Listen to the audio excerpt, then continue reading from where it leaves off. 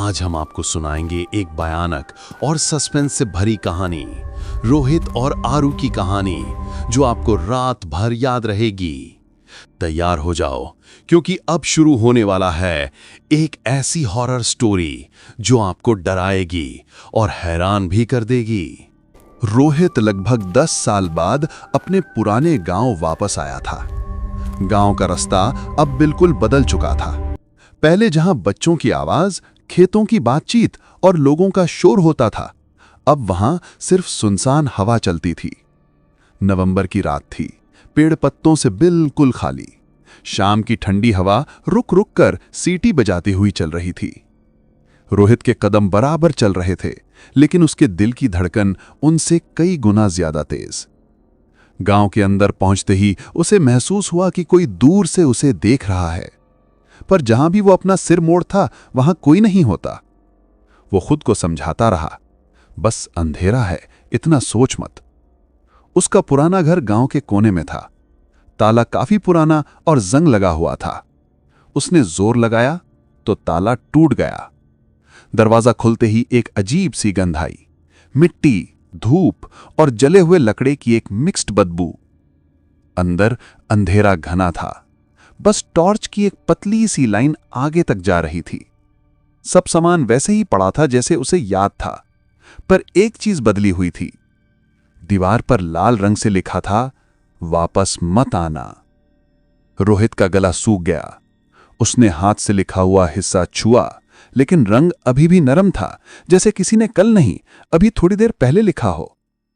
वो पूरे घर में घूम कर देखने लगा कि कोई गया तो नहीं।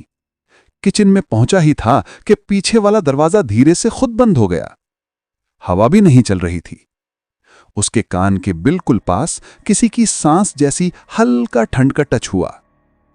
उसने पलटकर टॉर्च घमाई, कोई नहीं था। उसका बचपन का कमला सबसे ज्यादा डरावना लग रहा था। दरवाजा खोला तो उसे दीवार पर जले हुए हाथ के निशान दिख गए। बिस्तर के नीचे एक पुरानी मेटल घंटी पड़ा था। उसने उठा के देखना ही था कि घंटी अपने आप हिलने लगी। उसका दिल कांप गया। तभी एक बच्चे की बहुत हल्की लेकिन साफ आवाज आई, खेलने वापस आ गए। रोहित को लगा उसने गलत सुना, लेकिन जैसे ही उसने टॉर्च दीवार पर डाली, उसे एक चॉक ड्राइंग दिखी। उसका बचपन का ड्राइंग, जिसमें वो और एक और बच्चा खेल रहे थे, पर यह ड्राइंग यहां कभी नहीं था। हॉल में जाकर उसने दूसरी तरफ टॉर्च डाली और उसका खून जम गया। एक लंबा सा साया खड़ा था, न आंखें न चेहरा, बस एक मनुष्य जैसा फका कर्व्ड शैडो। साया धीरे से अपना सिर एक अजीब एंगल में टेढ़ा कर रहा था, जैसे किसी को देखकर मुस्कुराता हो। रोहित चीखने वाला ही था कि साया उसके बिल्कुल करीब आ गया। उसके चेहरे पर एक ठंडी सुई जैसी हवा लगी और तुरंत कुर्सी अपने आप पीछे झटके से टूट गई। रोहित भागकर दरवाजा खोला और घर से बाहर आ गया। दरवाजे पर जोर की ठपठप हुई। उसने खोलकर देखा तो एक बूढ़ा आदमी खड़ा था। उसका चेहरा डरा हुआ था, जैसे वो यहां आने से पहले 100 बार सोचा हो। बूढ़े ने कहा, तुझे नहीं आना चाहिए था। जिस बच्चे के साथ तू बचपन में खेलता था, वो तुझे बचाने चक्कर में जलकर मर गया था। उसकी आत्मा समझती है तू उसे अब भी साथ चाहता है। रोहित की सांसें रुक गईं। यादें बहुत जोर से लौट आईं। हां, एक छोटा सा बच्चा था जिसका नाम आरू था। रोहित उसका सबसे अच्छा दोस्त था। एक दिन हट में आग लग गई थी और रोहित बाहर आ गया, पर आरू अंदर फंस गया। रोहित गिल्ट में डूब गया। घर की सीढ़ियां खुद देर से कांपने लगीं, जैसे कोई ऊपर बुला रहा हो। रोहित रोक नहीं पाया। ऊपर एक छोटा कमरा था जो बचपन में वहां नहीं था। अंदर एक बच्चा जला हुआ बैठा था। जिंदा नहीं था, पर जमीन पर गीले अंगारों की तरह हाथ पैर के निशान बना रहा था। उसकी आंखें बिल्कुल लाल नहीं बल्कि उदास थी। वो धीरे से बोला, तूने मुझे अकेला क्यों छोड़ दिया? रोहित के पैर थिठक गए। उसने आगे बढ़ने की कोशिश की, पर बच्चा एकदम से उठकर उसके सामने आ गया। उसके हाथ ठंडे, जैसे बर्फ से भी ठंडे। वो रोहित को पकड़ना नहीं चाह रहा था, बस पूछ रहा था क्यों।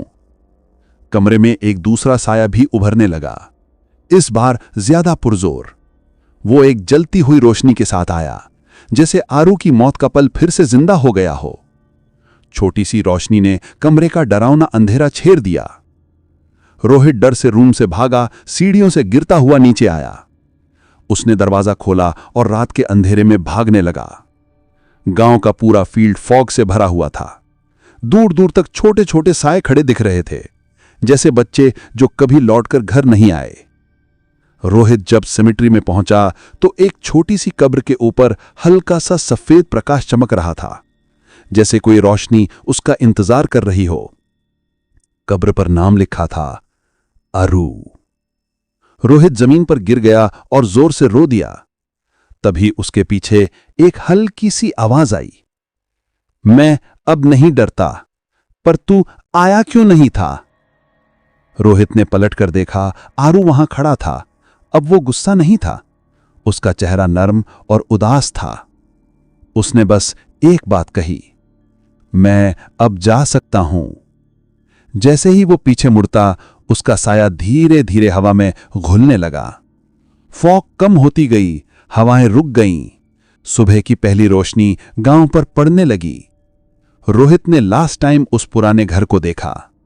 घर अब बिल्कुल चुप था, जैसे कभी कुछ हुआ ही नहीं।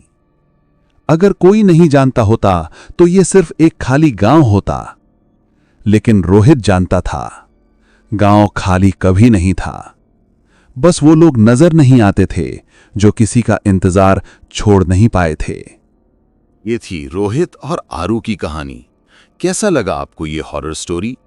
अगर पसंद आई हो तो लाइक जरूर करें और चैनल को सब्सक्राइब करना ना भूलें। कमेंट्स में अपना फीडबैक देना मत भूलिएगा। अगली कहानी के लिए बने रहिए हमारे साथ।